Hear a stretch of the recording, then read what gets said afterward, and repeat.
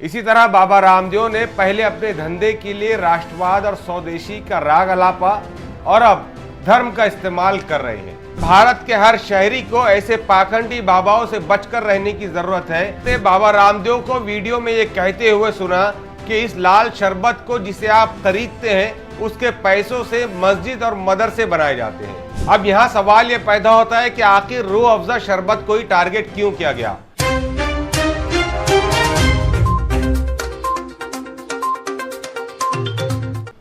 अस्सलाम वालेकुम, आप देख रहे हैं एशिया एक्सप्रेस टीवी। मैं हूं शारिक नक्शबंदी। भारत में धर्म और सियासत यानी भारत में मजहब और सियासत का बहुत गहरा ताल्लुक है। राजनेता राजनीति के लिए अभी तक धर्म का इस्तेमाल करते आ रहे हैं। इसी तरह बाबा रामदेव ने पहले अपने धंधे के लिए राष्ट्रवाद और स्वदेशी का राग अलापा और अब धर्म का इस्तेमाल कर रहे हैं। उस वक्त कहा था किसी न्यूज़ चैनल को, तो मैंने सुना था कि ये जीन्स फटी हुई है पर इतनी भी नहीं फटी हुई कि सब कुछ दिख जाए, तो इसीलिए संस्कारी जीन्स। अभी भी हमने फटी हुई जीन्स रखी है, लेकिन उसमें भारतीयता का ध्यान रखा है। क्या ध्यान रखा है भारतीयता? जा करके देख ले और पहन ले। जो तेरी फटी हुई है ना, तेरी ज्यादा फटी हुई है, देख ले।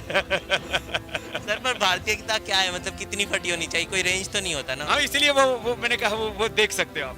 जी हाँ, आप सही सुन रहे हैं। हम बात कर रहे हैं पतंजलि के मालिक बाबा रामदेव की। एक शरबत जिसे हम और आप रूह अफ़ज़ा के नाम से जानते हैं और हमारे बुजुर्ग पिछले 115 सालों से इसे इस्तेमाल कर रहे हैं, जिसे पीकर वाकई रूह को ताजगी और दिमाग को ठंडक मिलती है। ऐसे शरबत को बदनाम कर अपने शरबत की मार्केटिंग के लिए बाबा रामदेव क्या कहते हैं, पहले वो सुन लेते हैं। और गर्मियों में अरे प्यास बुझाने के लिए क्या इस सॉफ्ट ड्रिंक के नाम पर ठंडा मतलब टॉयलेट क्लीनर पीते रहते हैं।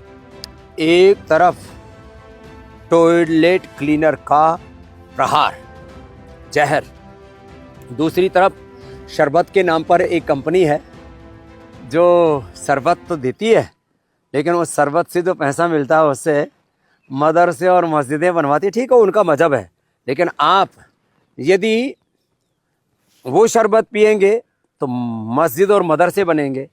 और पतंजलि का गुलाब का शरबत पीते हैं आप, ये शरबत पिएंगे आप तो गुरुकुल बनेंगे, आचार्य कुलम बनेगा, पतंजलि विश्वविद्यालय, भारतीय शिक्षा बोर्ड आगे बढ़ेगा। इसलिए मैं कहता हूँ ये शरबत जिहाद भी, जैसे लव जिहाद, वोट जिहाद चल रहा है ना, ऐसे शरबत जिहाद भी चल रहा है। तो लो, आपको इस शरबत जिहाद से बचाना है। अभी अभी आपने बाबा रामदेव को वीडियो में ये कहते हुए सुना कि इस लाल शरबत को जिसे आप खरीदते हैं उसके पैसों से मस्जिद और मदरसे बनाए जाते हैं। अगर वाकई रूह अफ़ज़ा के मालिकान मस्जिद और मदरसे बनाते हैं तो इसमें कोई बुरी बात नहीं है। भारत में रहने वाला हर धर्म का हर आदमी अपने कल्चर और रिलीजन के लिए कुछ अच्छे काम करता है। इतना ही नहीं, बाबा रामदेव ने निचली सतह की तमाम हदें पार कर दी। बाबा रामदेव कहते हैं कि देश में जैसे लव जिहाद चल रहा है वैसे शरबत जिहाद भी है। इस शरबत से कमाए जाने वाले पैसों से जिहादियों को बढ़ावा दिया जाता है। इस तरह के मनगढ़ंत इल्जामात लगाकर बाबा रामदेव अपने प्रोडक्ट की धर्म के आड़ में मार्केटिंग करना चाहते हैं। अब यहाँ सवाल ये पैदा होता है कि आखिर रूह अफ़ज़ा शरबत को ही टारगेट क्यों किया गया। तो इसकी सबसे पहली वजह तो यह है कि ये एक मुसलमान की कंपनी है जिसे हमदर्द के नाम से इंटरनेशनल लेवल पर जाना जाता है और 115 साल पुरानी कंपनी है।